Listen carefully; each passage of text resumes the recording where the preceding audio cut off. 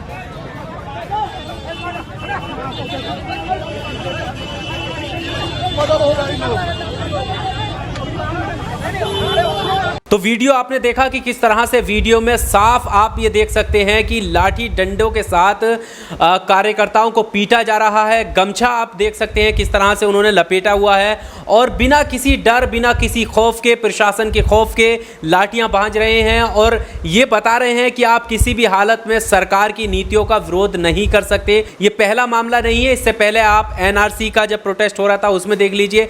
यानी अगर साफ लफ्ज़ों में हम कहें तो ये कह सकते हैं कि जब भी विरोध का स्तर तेज होता है तो उसमें हिंसा की कहीं ना कहीं चिंगारी छोड़ने की कोशिश की जाती है। मेरे साथ मेरे सहयोगी सुशील कुमार हैं, इस पर हम बात करेंगे। सुशील, वीडियो आपने देखा, सबसे पहले मैं वही जानना चाहूँगा कि इस वीडियो को देखकर और इस तरह की चीज़ें जो सामने आ रही है कि विरोध इतने बड़े स्तर पर हो रहा था और अब ये इस विरोध को हिंसा में क्या ये बदलने की साजिश है, कैसे इसको देखते हैं? देखिए रजा, पहली बात तो ये है कि ये अपने आप में बहुत भयावह है। जिस तरह से जो वीडियो आया है खुले तौर पर जो है बीजेपी के कार्यकर्ता, इसलिए मैं कह रहा हूँ उनको क्योंकि वो नरेंद्र मोदी जिंदाबाद के वहाँ पर नारे लगाते हुए खुले तौर पर दिखाई दे रहे हैं। गले में भगवा गमछा पड़ा हुआ है। ये अपने आप में भयावह क्यों है? वो इसलिए कि पुलिस प्रशासन की मौजूदगी में सरेआम दिन दहाड़े कुछ लोग वहाँ पर आते हैं, लाठी डंडों से जो है एक गाड़ी पर हमला कर देते हैं और उसमें जो बताया जाता है कि जन अधिकार पार्टी के जो पप्पू यादव हैं उनके समर्थक जो है किसान बिल के विरोध में जिस तरह से आज भारत बंद किया गया है उसके खिलाफ जो है विरोध प्रदर्शन कर रहे थे, उन पर लाठियां बरसाते हैं। पुलिस नीचे खड़ी है, बेबस सी पुलिस नीचे खड़ी हुई है और वो लगातार उन कार्यकर्ताओं पर लाठी डंडे पीटते हैं। तो लोकतंत्र में, एक डेमोक्रेटिक कंट्री में जहाँ पर एक संविधान है, एक बेहतर कानून व्यवस्था की सिस्टम बना हुआ है, वहाँ पर जो है सरेआम गुंडागर्दी होना ये अपने आप में बहुत ही ज़्यादा भयावह स्थिति है। लगातार जो है हम देख रहे हैं पिछले लंबे समय से इस तरह की तस्वीरें आती रही हैं कि सरेआम जो है अधिकतर इस तरह के एलिमेंट्स जो हैं कहीं ना कहीं सत्ता का संरक्षण प्राप्त किए हुए होते हैं, इसमें कोई शक नहीं है। इस वीडियो में भी आप देख रहे हैं कि वो नरेंद्र मोदी जिंदाबाद के नारे लगा रहे हैं। असल में वो लोग नाराज़ हैं कि ये लोग मोदी सरकार के खिलाफ क्यों विरोध प्रदर्शन कर रहे हैं, ये कृषि बिल के खिलाफ क्यों विरोध प्रदर्शन कर रहे हैं। लेकिन मसला सिर्फ एक व्यक्ति का नहीं है या उनकी पार्टी के कार्यकर्ताओं का नहीं है, विरोध तो पूरे देश में हो रहा है। पूरे देश के किसान सड़कों पर हैं और इस बिल के खिलाफ जो है उनके अंदर नाराज़गी है। प्रधानमंत्री या फिर बीजेपी के और भी नेता कई बार ये कह चुके हैं कि एमएसपी ख़त्म नहीं होगी, लेकिन उनका ये सीधा सा सवाल है कि अगर ख़त्म नहीं होगी तो फिर आपने कानून में उसको क्यों नहीं रखा है, आपने उसे मेंशन क्यों नहीं किया है। ये सीधी सी नाराज़गी है उनकी और उसके खिलाफ विरोध प्रदर्शन कर रहे हैं। लेकिन ये जो नायाब तरीका निकल कर आया है प्रदर्शनकारियों की आवाज़ को कुचलने का, उनको दबाने का, और ये कहा जाए तो गलत नहीं होगा कि उनके प्रदर्शन को शांति रूप से जो चल रहा है प्रदर्शन उसको हिंसक बनाने का, क्योंकि कहीं ना कहीं इसी तरह की एक्टिविटी, इसी तरह के असामाजिक तत्व जो है आंदोलनों में जाते हैं, ईंट पत्थर मारपीट करते हैं और उसके बाद जो है आंदोलन उग्र हो जाता है, हिंसक हो जाता है। और उसके बाद जो लोग जो उस इंसाफ के लिए प्रदर्शन कर रहे होते हैं उनको जो है खलनायक के रूप में दिखाया जाता है कि ये लोग जो है हिंसक प्रदर्शन कर रहे हैं, देश में आग लगा रहे हैं, इस तरह की चीज़ें की जा रही हैं। लेकिन इस वक्त जो हम देख रहे हैं उससे ये साफ जाहिर हो रहा है कि कौन लोग हिंसा कर रहे हैं, कौन लोग इस प्रदर्शन को हिंसक बनाना चाहते हैं। पुलिस प्रशासन वहाँ पर खड़ा हुआ है। आप ये समझिए कि पुलिस की मौजूदगी में, जिससे हम उम्मीद करते हैं सुरक्षा की, जिसका डर होता है, किसी का कोई डर खौफ नहीं है। पुलिस दरोगा जी नीचे खड़े हैं, रोक रहे हैं बेबस से, और वो लगातार लाठी डंडे मार रहे हैं। तो ये अपने आप में बहुत ही ज़्यादा सवालिया निशान खड़े करता है नीतीश कुमार की सरकार पर, चूँकि वहाँ पर जो है मोदी सरकार यानी कि बीजेपी का अलायंस भी है, एनडीए की गवर्नमेंट है, दोनों की जो है मिली भगत है। दोनों सरकार इसको लेकर के सवालों के कटघरे में है कि क्या आखिर विपक्ष की आवाज़ को दबाने की कोशिश की जा रही है, क्या जो किसान विरोध प्रदर्शन कर रहे हैं उसको कुचलने की कोशिश की जा रही है,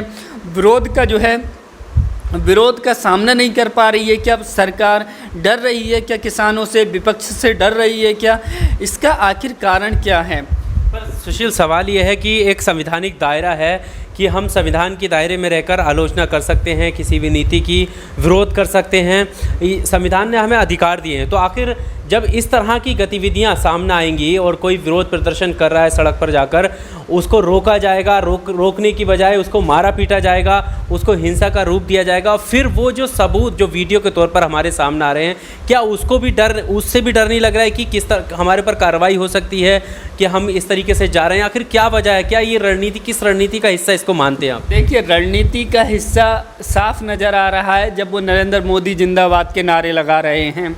ये बात बिल्कुल सही है कि उन लोगों के अंदर बिल्कुल भी डर नहीं है। वहाँ पे मीडिया मौजूद है, वीडियो बनाई जा रही है, पुलिस वाले मौजूद हैं। इतना मतलब ओवर कॉन्फिडेंस, इतना बेखौफ, आखिर वो किस वजह से हैं?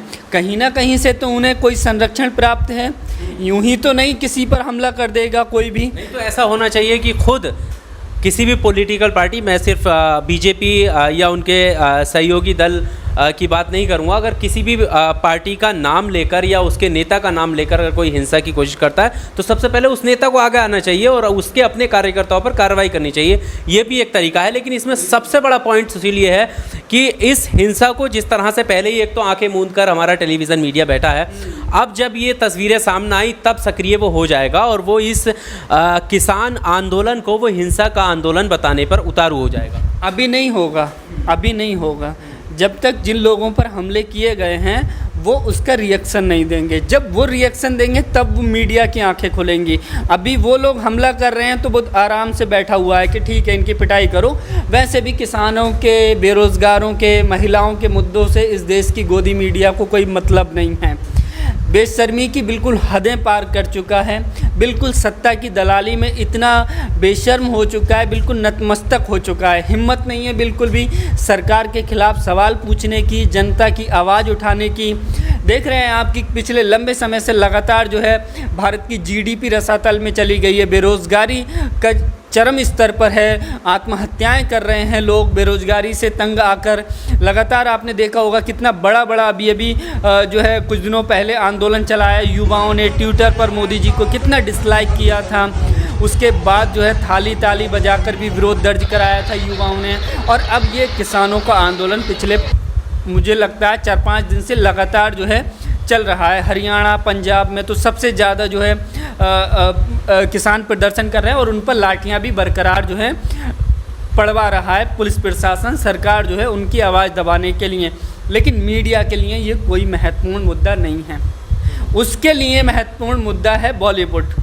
पिछले 3 महीने से सुशांत सिंह पर जो है रिसर्च हो रही है और अब जो है वो सुशांत सिंह से चलते चलते जो है ड्रग्स पर आ गए हैं कि दीपिका ड्रग्स लेती हैं कि कौन ड्रग्स लेती है, वो रिसर्च हो रही है, उस पर पड़ताल हो रही है। किसी को फ़र्क नहीं पड़ रहा है कि देश में किसान की क्या स्थिति है, बेरोज़गारों की क्या स्थिति है, देश के असली बुनियादी मुद्दे के बारे में किसी को कुछ नहीं जानना है। सिर्फ एक बॉलीवुड रह गया है मीडिया के लिए, उसी पर सिर्फ जो है।